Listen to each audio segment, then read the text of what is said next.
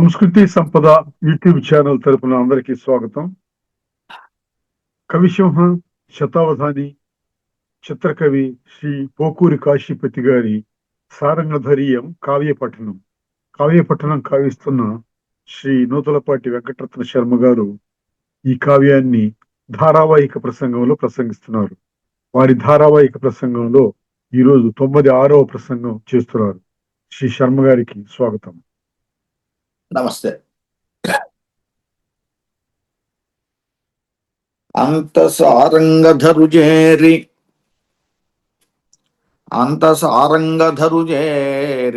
అనిమిషాధినేత యతివర్యుడారసి నీతియగునే గురునగిట్లు ఇటు సల్ప శాంతముగునుమనుటయు అనిమిషాధిపుతో నిట్టులనియనతడు.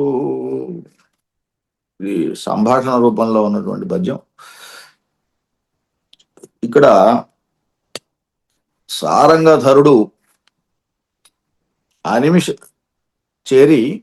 అనిమిషాధినేత యతివర్యుడు ఆరసి నీతియగునే అని ప్రశ్న వేశాడు.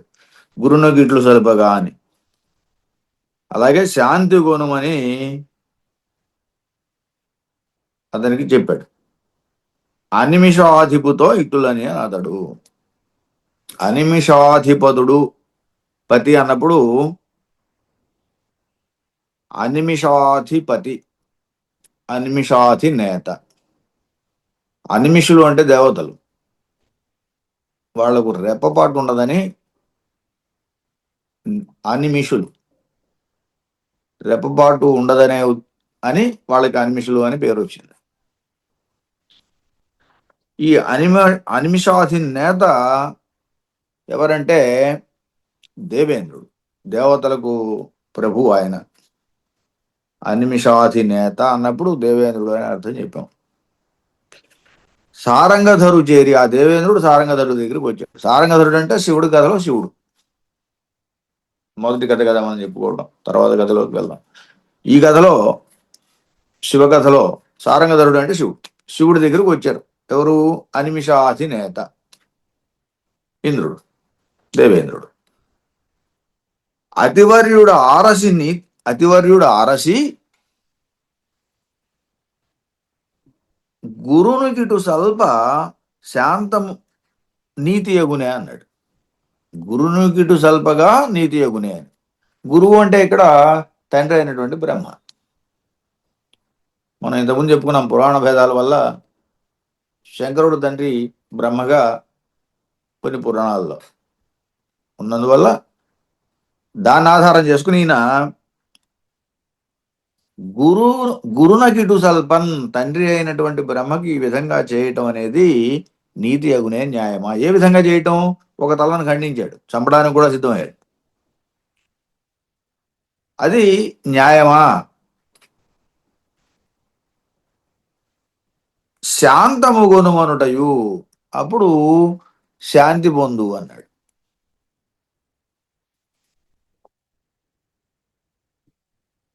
శాంతి పొంది ఉండమని. అనిమిషాధిపుతో ఇట్టులని అతడు. ఈ రకంగా శంకరుడికి చెప్పినటువంటి ఇంద్రుడితో శంకరుడు ఇలా అంటున్నాడు. ఇంద్రుడు శంకరుడికి చెప్పాడు, శివుడికి చెప్పాడు. శివుడు ఇప్పుడు ఇంద్రుడికి మళ్ళీ చెప్పబోతున్నాడు. ఇది ఇక్కడ. అంత సారంగధరుచేరి అనిమిషాధినేత అతివర్యుడారసి నీతియగునే గురునగిటు సల్పశాంతము గొనుమనుటయు అనిమిషాధిపుతో నిట్టులని అని అతడు. అనిమిషాధిపతి అనిమిషాధి నేత ఇంద్రుడు సారంగధరుని చేరి, సారంగధరుని సమీపించి అతివర్యుడు అన్నప్పుడు మిక్కిలి శ్రేష్ఠుడు అని ఈ దేవేంద్రుడికి విశేషణం. అది అతివర్యుడు అనిమిషాధినేత, అతివర్యుడైన అనిమిషాధినేత ఆరసి విచారించి నీతి అగునే గురునగిడు సల్పన్, తండ్రి అయినటువంటి బ్రహ్మదేవునికి ఈ రకంగా చేయటం అనేది న్యాయమా? శాంతము గుణమనుటయు, శాంతి వహించమని చెప్పి చెప్పటం. ఆ మాటకి అనిమిషాధిపుతో ఇట్టులని అతడు. అతడు అంటే ఇక్కడ శంకరుడు అనిమిషాధిపతితో ఇట్లా నేను ఆ ఇంద్రుడితో ఇట్లా అంటున్నాడు అని.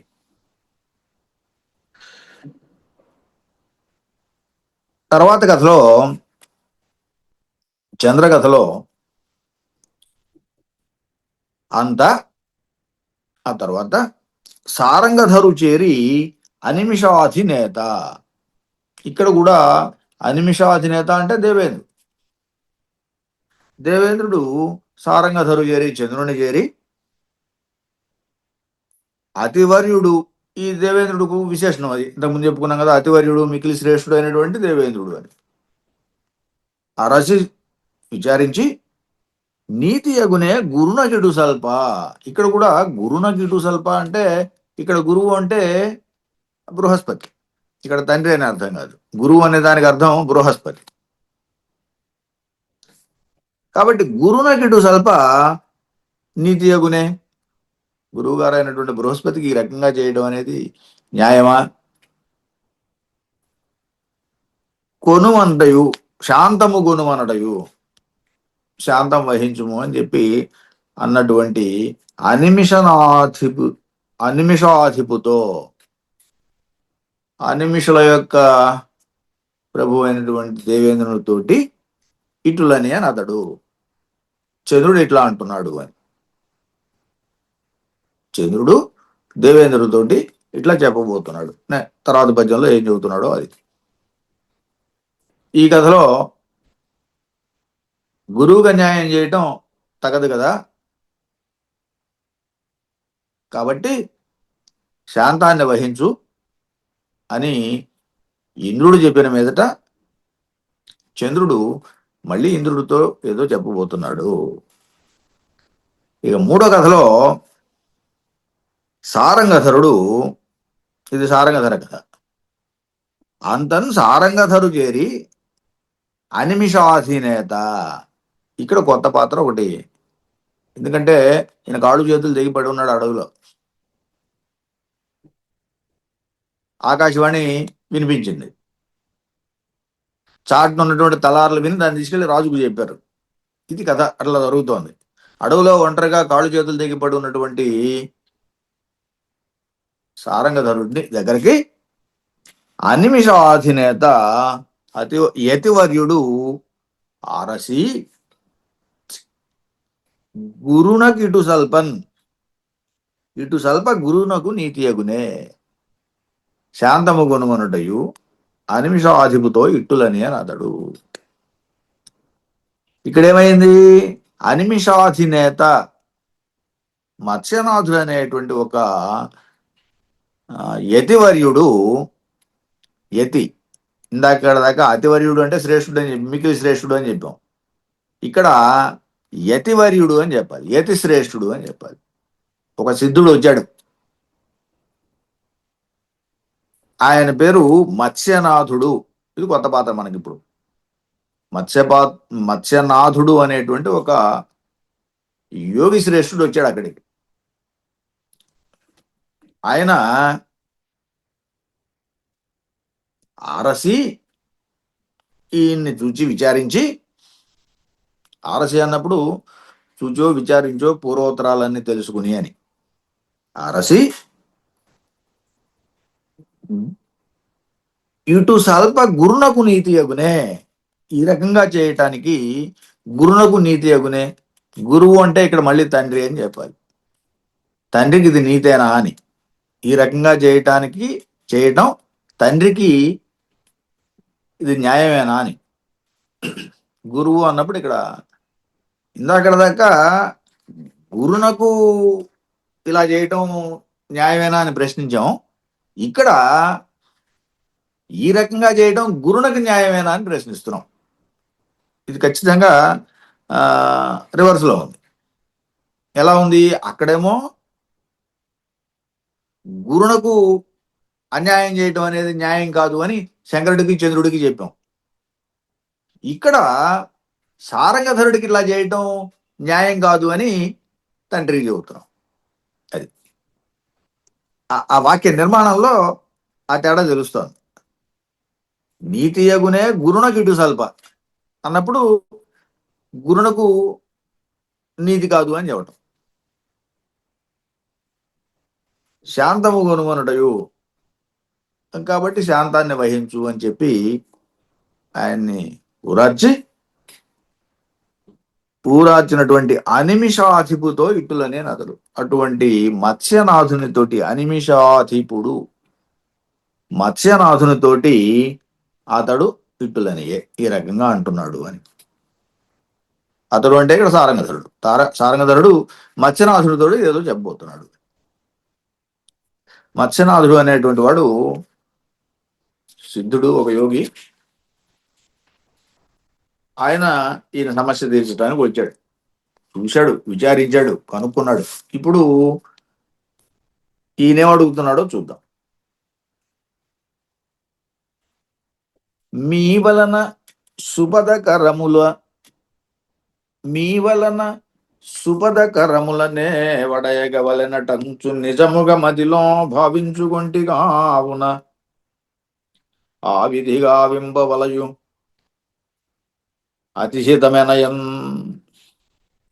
మీ వలన సుపదకరములనే వడయగవలెనటంచు నిజముగా మదిలో భావించుకొంటి కావున ఆ విధి గావింపవలయున్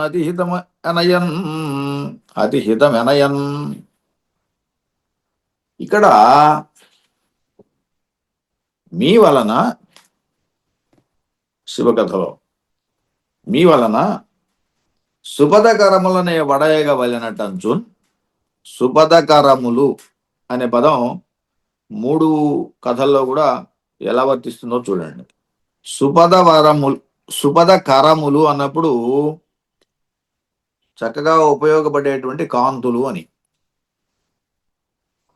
ప్రకాశము. మీ వలన ఉపదకరములు నే వడయగవలనటంచు నిజముగా మదిలో భావించుకొంటిగావునా. శంకరుడు అంటున్న మాట ఇది, శివుడు అంటున్న మాట. మీ వలన అంటే అక్కడికి వచ్చినటువంటి ఇంద్రుడి వలన అని. సుపదకరముల నే పడయగవలనటంచున్, సుపదకరములను నేను పొందాలి అని. సుపదకరములు అంటే ఏం చెప్పుకున్నాం? సదుద్యోగమైన కాంతులు, చక్కగా ఉపయోగపడేటువంటి కాంతులు, మంచి ప్రకాశవంతమైనటువంటి కాంతులు అని. నే పడయగవలనటంచున్ నిజముగా మదిలో భావించుకొంటి. ఇలా నేను మదిలో అనుకున్నాను, మనసులో అనుకున్నాను. మీ వలన నేను కాంతులను పొందాలి అని మనసులో అనుకున్నాను. కావున ఆ విధి గావింపవలయు అతిహితమెనయన్. కావున ఆ విధిని, విధి అంటే ఆ విధంగా అని చెప్పొచ్చు, కానీ ఇక్కడ విధి అంటే బ్రహ్మ అని చెప్పారు. విధి అంటే బ్రహ్మ అని. ఆ విధి బ్రహ్మ అతి హితమెనయన్ గావింపవలయు. నాతోటి మిక్కిలి స్నేహంగా ఉండేటట్టుగా, స్నేహాన్ని పెంపొందించేటట్టుగా ఉండాలి అని కోరుకుంటున్నాను. ఆ ఆ ఆ కోరికని కావించుము అని. ఆ విధిన్ అతి హితమెనయన్, మిక్కిలి హితము, స్నేహము, మేలు ఎనయన్ పొందినట్లుగా కావింపుము చేయుము అని. మిక్కిలి స్నేహం ఉండేటట్టుగా, పొందేటట్టుగా, మా ఇద్దరి మధ్య స్నేహం కలిగేటట్టుగా అని.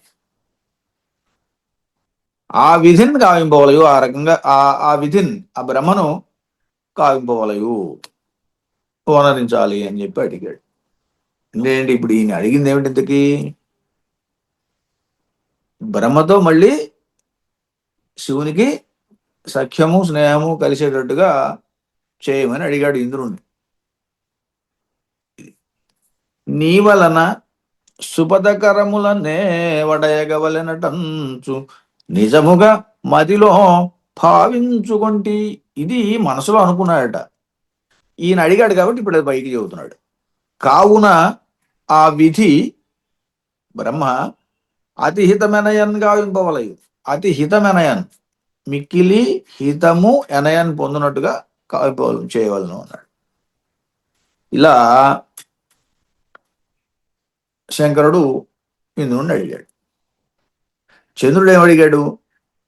చంద్రుడు అడిగింది ఏమిటంటే, మీ వలన సుపదకరములనే వడయగన్ వలెనటంచు. సుపదకరములు, సుపద కరములు. పద అంటే కారణము అని అర్థం చెప్పుకున్నాం. సుపద అంటే మంచి కారణంగా అని, సత్కారణమైనటువంటి అని. కరములు అంటే కిరణాలు.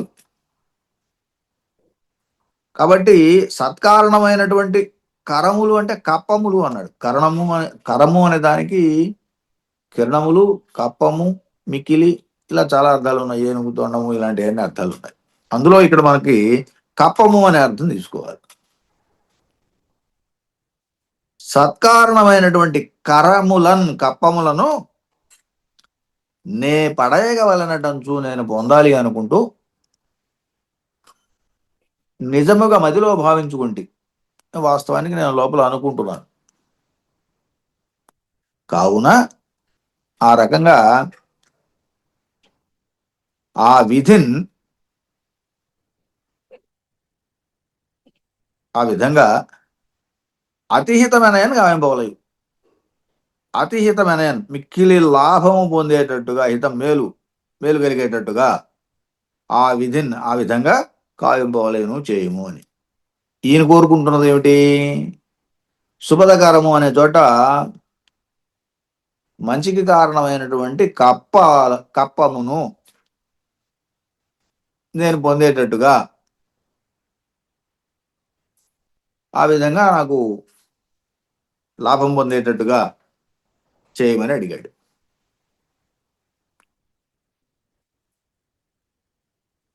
ఇక మూడో కథలో సారంగధరుడు, మీ వలన సుపదకరములనే వడయగా. ఇక్కడ సుపదకరములు, పదము అంటే పాదము, కరము అంటే చేతులు. ఆయన నరికిన కరచరణాలని నరికారు కాబట్టి వాటిని నే పడయగవలెనటంచు, నేను మళ్ళీ తిరిగి పొందాలి అని చెప్పి నిజముగా మదిలో భావించుకుంటే, నిజానికి మనసులో అనుకుంటున్నాను ఈ రకంగా, నా పోయిన కాళ్ళు చేతులు రావాలి అని. కాబట్టి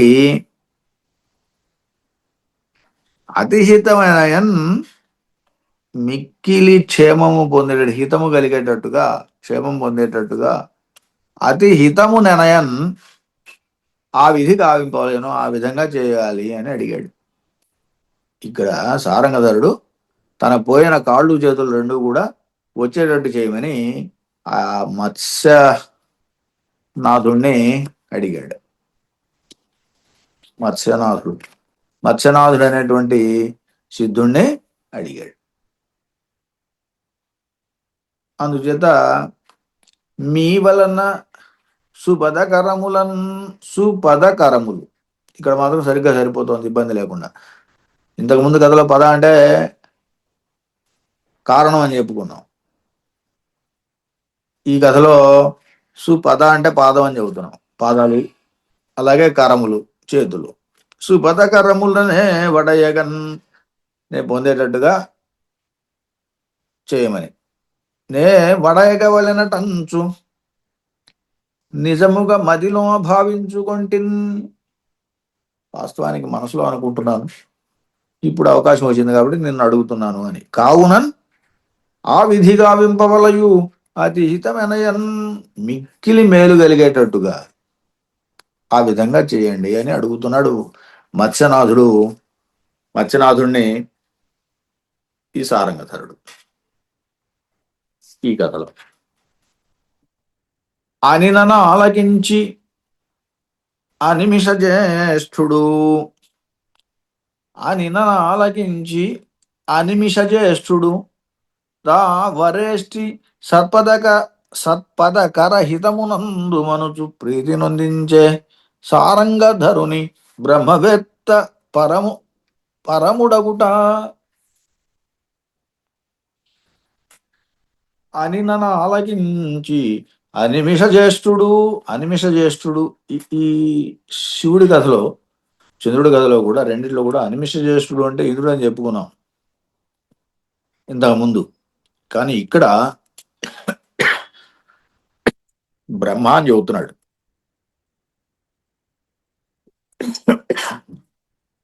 దేవతల్లో పెద్ద కూడా బ్రహ్మదేవుడు.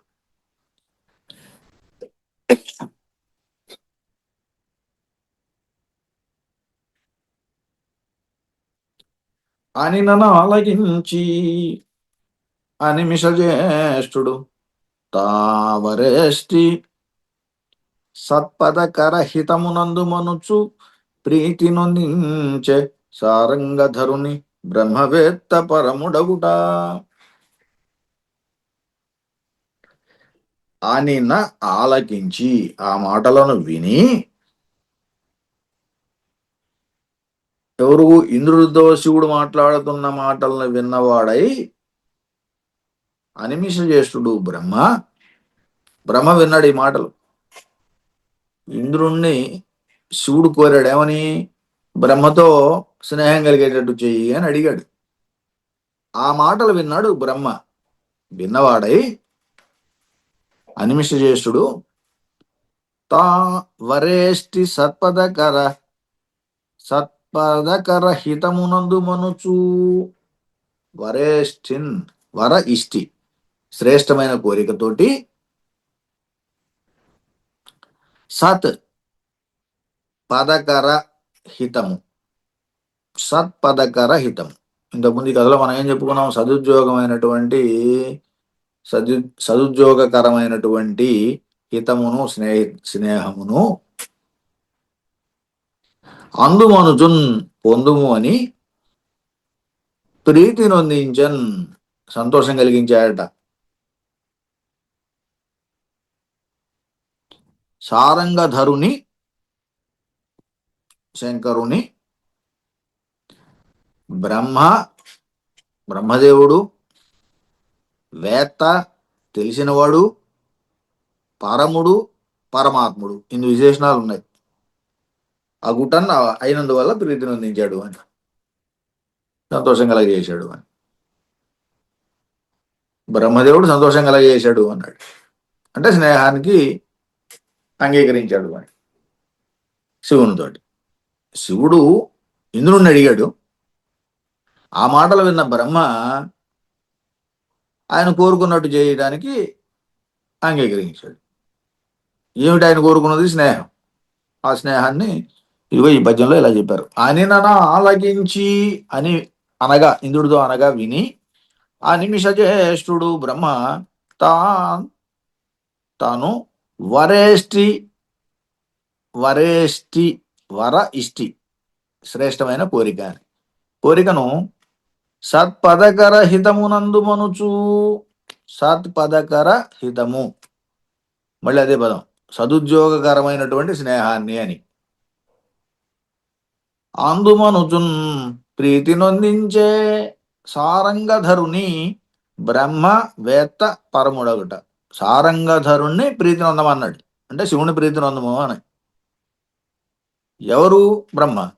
బ్రహ్మ, వేత్త, పరముడు, ఈ మూడు విశేషణాలు. పరమాత్ముడైనటువంటి, సర్వము తెలిసినవాడు అయినటువంటి బ్రహ్మదేవుడు సారంగధరుణ్ణి ప్రీతి నొందించను. ఇక చంద్రుడి కథలో అనినన ఆలకించి, ఇంద్రుడితో చంద్రుని మాటలు విన్నవాడై, చంద్రునితో ఇంద్రుడు మాట్లాడుకున్నారు కదా, ఆ మాటలు విన్నవాడై అనినన ఆలకించి అనిమిష జ్యేష్ఠుడు బ్రహ్మ, ఈయన తాన్ వరేష్టి అంటే ఇష్టి అనే దానికి కోరికే కాదు, యజ్ఞము అని అర్థం ఉంది. వరేష్టి అంటే రాజసూయ యాగం. యజ్ఞాలలో కల్లా శ్రేష్టమైంది రాజసూయ యాగం అని. వరేష్టి సత్పదకరహితమునందు మనుచున్. అలాగే కరహితమునందు, కప్పము యొక్క లాభాన్ని పొందుమని. ఎక్కడ పొందాలి ఈ కప్పము యొక్క లాభం? రాజసూయ యాగంలో. రాజసూయ యాగములో సత్పథకరహితము, సత్పథకరహితము సుచిహ్నమైనటువంటి అంటే మంచి కారణమైనటువంటి ఇదిగో ఈ కప్పము యొక్క లాభాన్ని పొందు అని. ఈయన అడిగింది కప్పం, కప్పాన్ని అడిగాడు కదా. కప్పము అంటే పన్ను. ఒక రకంగా ఆయన చేసిన దానికి, కష్టపడ్డ దానికి ఏదో లాభాన్ని ఆశించాడు ఆయన. దాన్ని ఎక్కడ పొందమని అడిగినా రాజసీ యాగమనందు పొందమన్నాడు. వరేష్ఠిన్ సత్పదకరహితమునందు అనుచున్ ప్రీతి నొందించే సారంగధరుని, ఆ రకంగా సారంగధరుని సంతోషపడేటట్టు చేశాడు అని. ఎవరు? బ్రహ్మ. ఆయనకున్న విశేషణాలు మళ్ళీ ఇవే: బ్రహ్మ, వేత్త, పరముడు అగుట. పరముడు అంటే పరమాత్ముడు ఒకట, వేత్త అంటే తెలిసినవాడు ఒకట, బ్రహ్మ అంటే బ్రహ్మ అయినటువంటి ఈయన సారంగధరుణ్ణి అంటే చంద్రుణ్ణి ప్రీతిని అందింపజేశాడు, సంతోషపరిచాడు అని. ఇలా ఈ చంద్రుడు కథ. చంద్రుడి కథలో ఉన్న సమస్య అంతా ఇక్కడే ఉంది. సత్పథకర హితము అన్న దగ్గర ఉంది. కరము అంటే దీంట్లో కప్పము అని చెప్పాము ఈ కథలో. అంతకుముందు కథలో అలా చెప్పలే, సదుద్యోగకరమైన అన్నాం. ఇక్కడ మాత్రం కప్పము అని చెబుతున్నాం రెండో కథలో, చంద్రుడి కథలో. కప్పము అంటే నిజానికి పన్ను అని అర్థం. ఆ లాభం ఏదో రాజసు యాగంలో పొందమని చెప్పాడు ఇక్కడ. ఇక మూడవ కథలో సారంగధరుడు అనినన్ ఆలకించి అనిమిష జ్యేష్ఠుడు తావరేష్టి సత్పదకరహితమునందు మనుచు ప్రీతి నొందించే సారంగధరుని బ్రహ్మవేత్త పరముడగుట. ఇక్కడేమిటి? సారంగధరుడు అడగగా ఏమడిగాడు? ఆయన్ని కాళ్ళు చేతులు ఇవ్వమని అడిగాడు. అనిమిషనాథుడైనటువంటి మత్స్యనాథుడు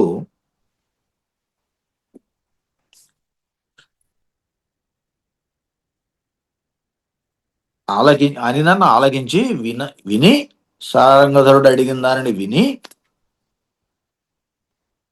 వరేష్ఠిన్ తాను కోరిన కోరికను, వరేష్ఠిన్ తాను కోరిన కోరికను సత్పథకర హితమున్, ఇది సత్పథకర హితము అంటే మంచి